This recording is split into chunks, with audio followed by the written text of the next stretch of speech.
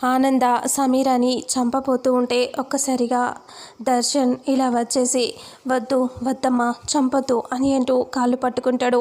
ఏంటి దర్శన్, ఇప్పుడు నీకు అమ్మ గుర్తొచ్చిందా? ఇప్పుడు దీన్ని చంపబోతూ ఉంటే వద్దు అని అడ్డుపడతావా? తప్పుకో, దీన్ని నేను చంపుతాను. ఇలాంటి పాపాత్మురాలు బ్రతకటానికి వీల్లేదు అని ఆనంద అంటుంది. అప్పుడే దర్శన్ వద్దమ్మా, ప్లీజ్ అమ్మా, నువ్వేం చెప్తే అది వింటానమ్మా. ఇంకా ఎప్పుడు తప్పు చేయనమ్మా, చెప్తాను, చెప్పమ్మా, నువ్వేం చెప్తే అది వింటాను అమ్మా, ప్లీజ్ అమ్మా అని అంటూ దర్శన్ అంటాడు. అప్పుడే ఆనంద సీరియస్గా ఇలా అంటుంది, అయితే నేనేం చెప్తే అది వింటావా నువ్వు అని అంటే, నిజంగా వింటానమ్మా, నీ మీద ఒట్టు అమ్మ, నీకంటే నాకు ఎక్కువేమీ లేదమ్మా ఈ భూమి మీద, అందుకని నీ మీదే ఒట్టు వేస్తున్నాను, ఇంకా నమ్మమ్మా ప్లీజ్ అమ్మా అని అంటూ, వదిలేయమ్మా సమీరాని వదిలే అని అంటూ దర్శన్ అంటే, సరే అని చెప్పి ఇంకా వాళ్ళ పైనుంచి అది తీసేసి ఇలా అంటుంది. ఆనంద, నువ్వు ఈ సమయానికే ఇదే ముహూర్తానికి శరణ్యని పెళ్లి చేసుకోవాలి అని అంటే దర్శన్ ఆలోచిస్తూ ఉంటాడు. ఏంటి, చేసుకుంటావా లేదా అని గట్టిగా అరవటంతో, చేసుకుంటానమ్మా చేసుకుంటాను అని దర్శన్ అంటాడు. పక్క నుంచి చూస్తున్న అనన్య ఒక్కసారిగా టెన్షన్గా కోపంగా చూస్తూ ఉంటుంది. వెంటనే దర్శన్ ఇలా అంటాడు, నువ్వు చెప్పినట్టే వింటానమ్మా అంటే, అయితే సరే పద, ఈ సమయానికి తన మెల్లో నువ్వు ముహూర్తానికి టైంకి తాళి కట్టాల్సిందే అని అంటంతో అప్పుడే సమీర అలా చూస్తూ బాధపడుతూ ఉంటుంది. పద, ఏయ్ పదవే అని అంటూ సమీరాని అలాగే అనన్యని కూడా తీసుకొని అక్కడికి వెళ్తుంది. శరణ్య గదిలో ఏడుస్తూ కూర్చొని ఉంటుంది. శరణ్య దగ్గరికి వెళ్ళి, అమ్మా శరణ్య అని అంటే, ఆనందని చూడగానే శరణ్య ఒక్కసారిగా ఆనందంతో అలా చూస్తూ కన్నీళ్లు పెట్టుకుంటూ అత్తయ్య అని చెప్పి హక్ చేసుకుంటుంది.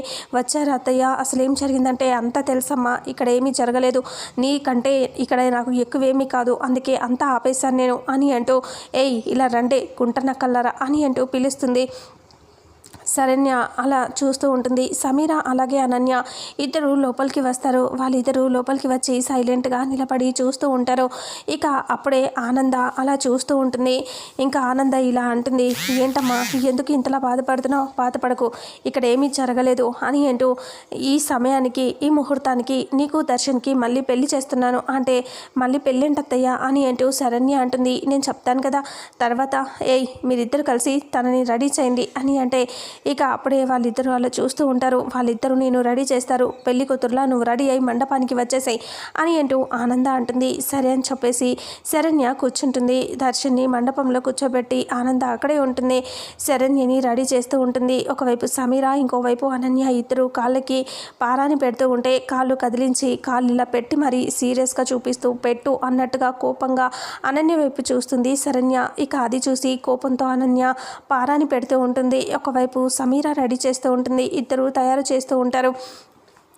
ఇక్కడేమో పంతులు గారు మంత్రాలు చదువుతూ ఉంటారు. దర్శన్ సీరియస్గా కూర్చొని ఉంటాడు. అమ్మాయిని తీసుకురండి అంటే, సరే అని చెప్పి ఆనంద అంటుంది. ఆ తర్వాత సమీర అలాగే అనన్య ఇద్దరు రెడీ చేస్తారు. అనన్య నుదుటన బాసికం కడుతుంది. చూసావా అక్క ఎలా జరిగిందో, అన్యాయంగా గుడిలో ఒక ఆడపిల్లకి అన్యాయం చేయాలని చూసావక్క, కానీ ఈరోజు ఏం జరిగిందో తెలుసు కదా, ఈరోజు చూడు నీ పరిస్థితి ఎలా అయిందో అని అంటూ సమీర శరణ్య అనన్యతో అంటుంది. ఇక అప్పుడే అనన్య కోపంగా చూస్తుంది. చూడు సమీర, నువ్వు కూడా నీ జీవితాన్ని నువ్వు చూసుకోకుండా నా జీవితం నాశనం చేయాలని చూస్తున్నావు. పరిస్థితులు ఎప్పుడు ఒకేలాగా ఉండవు. అన్యాయం జరిగే దగ్గర నువ్వు చేయాలి అనుకున్న అన్యాయం జరగదు. నేను కరెక్ట్గా ఉన్నాను కాబట్టి నాకు అన్యాయం జరగట్లేదు అని శరణ్య అంటుంది. సమీర ఇంకా అలా కొబ్బరి బొండం ఇస్తుంది చేతిలో పట్టుకోమని. ఇక అప్పుడు శరణ్య అక్కడి నుంచి వెళ్తుంది. ఇక వాళ్ళిద్దరూ వెనకాల వెళ్తారు. అక్కడికి వెళ్ళిన తర్వాత ఇంకా అది ఇచ్చేసి కూర్చుంటుంది శరణ్య. ఇక అప్పుడే ఆనంద అంటుంది, పంతులు గారు ముహూర్త సమయం మంచిదేనా అంటే, చాలా మంచి ముహూర్తం అమ్మ, ఈ సమయంలో పెళ్లి చేసుకుంటే జీవితంలో విడిపోమన్నా విడిపోరు, అంత మంచి అని అంటూ సరికి సరే అని చెప్పేసి ఒక్కసారిగా అలా చూస్తూ ఆనందపడుతూ హ్యాపీగా శరణ్య కూర్చొని ఉంటే, ఇక అప్పుడే దర్శన్ అలా చూస్తూ ఉంటాడు కోపంగా. దర్శన్ని చూసి మళ్ళీ సైలెంట్ అయిపోతుంది. ఇక అప్పుడు ఆనంద ఇలా చూస్తూ ఉంటుంది కోపంతో. అప్పుడు పంతులు గారు, ఎవరైనా దిష్టి తగిలే వాళ్ళు ఇలాంటి వాళ్ళు ఎవరైనా చూస్తే వాళ్ళని దూరంగా ఉండమని చెప్పండి అమ్మా అంటే, ఏయ్ మీరే గుంటనక్కలారా, అటువైపు తిరగండి మీరు అని తిడుతుంది. ఇక అప్పుడే సమీర అనన్య ఇద్దరు అటువైపు తిరిగి నించుంటారు. ఇక మీరిద్దరి వల్లే కదే నా కోడలికి దిష్టి తగిలింది, ఇంతకుముందు పెళ్ళి అలా జరిగిపోయింది కాబట్టి ఇకనైనా సంతోషంగా నా కొడుకు కోడలు ఉండాలి, అందుకే మీ కళ్ళు పడకూడదు, అటువైపు తిరగండి అని అంటే సరే అని తిరుగుతారు.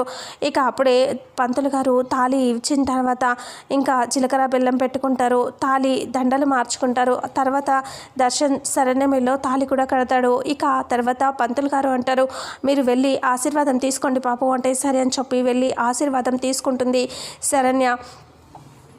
దర్శన్ ఇద్దరు కలిసి ఆనంద కాళ్ళకి దండం పెట్టుకుంటారు. ఆ తర్వాత వాళ్ళిద్దరిని చల్లగా ఉండాలి, కలిసి ఉండాలని దీవిస్తుంది ఆనంద. ఆ తర్వాత అనన్య అలాగే సమీర ఇద్దరు ఇటువైపు తిరిగి చూస్తారు. ఇక అప్పుడే ఆనంద దగ్గరికి కోపి, చూడు సమీర, ఇంతకుముందు నిన్ను వదిలిపెట్టాను కానీ మొత్తలేదు, నీ కేస్ అలాగే ఉంది, ఇంకా నేను దాన్ని క్లోజ్ చేయించలేదు, కోర్టులో తేల్చుకుందాం అనేసి కోపంగా అంటే ఆ తర్వాత పో ఇక్కడి నుంచి అంటే సరే అని వెళ్ళిపోతుంది. అనన్యని చూస్తూ, ఈ ఇంటి కోడలివైన నిన్ను ఎందుకు వదిలిపెడుతున్నానో తెలుసా, ఈ ఇంటి పరువు పోకూడదని, ఇంకా మీదట మళ్ళీ ఎక్కడైనా తప్పు దొరికిందో అస్సలు వదిలిపెట్టాను నేను అని అంటూ అనన్యని బెదిరించేస్తుంది ఆనంద భైరవి. ఆ తర్వాత పదండి అని ఇంటికి తీసుకొని వచ్చేస్తుంది.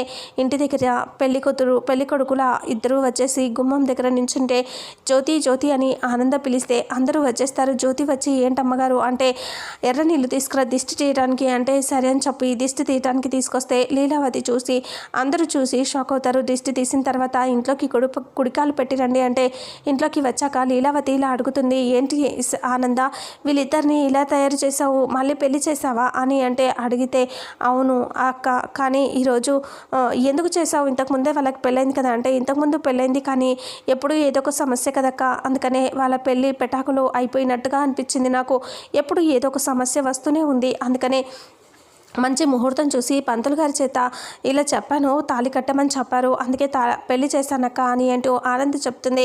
సరే అని చెప్పి చాలా హ్యాపీగా, సరేలే ఇంతకుముందు చకా గోరంకల్లా సంతోషంగా తిరగాల్సిన వాళ్ళు ఎప్పుడు ఏదో ఒక సమస్యతో బాధపడుతున్నారు, అందుకనే ఇప్పటి నుంచైనా దర్శన్ శరణ్య బాగుండాలి అని లీలావతి అంటుంది. ఆ తర్వాత ఆనంద అందరి ముందు సంతోషంగా మాట్లాడి అక్కడి నుంచి ఇక అనన్య వాళ్ళ అమ్మతో చాలా సీరియస్గా అన్ని ప్లాన్స్ ఫెయిల్ అవుతున్నాయని తిడుతుంది.